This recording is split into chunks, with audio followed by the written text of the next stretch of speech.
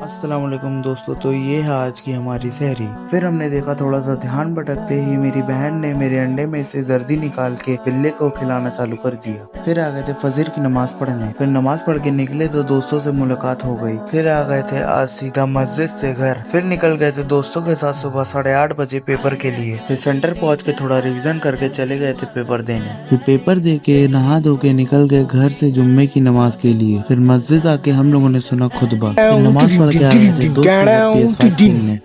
फिर घर आके देखा जीजा ने कुछ भिजवाया था। फिर आ गए थे शाम में मगरिब की नमाज के लिए। फिर आ गए थे तरावी की नमाज के लिए। फिर नमाज पढ़ के जा रहे थे जिम और रास्ते में मिल गए।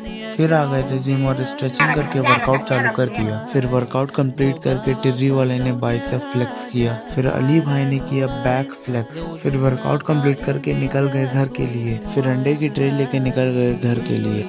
फिर रात में हो रहे थे भाई के दोस्त इकट्ठा क्रिकेट मैच के लिए। फिर सब लोग मिलकर निकल गए स्टेडियम की ओर। फिर थोड़ी देर बाद पहुंच गए थे स्टेडियम। फिर होने लगा था टॉस। फिर हम लोग की टीम उतर गई थी बैटिंग के लिए। फिर हम लोग की टीम ने बनाया 58 रन। फिर बारी आई दूसरी टीम की बैटिंग की। फिर होने लगा था दूसरा राउंड चालू। फिर हो गया था दूसरा राउंड चालू और इस बार दूसरी टीम उतरी थी बैटिंग पे। फिर मैदान में उतरे थे हमारे साहिल भाई।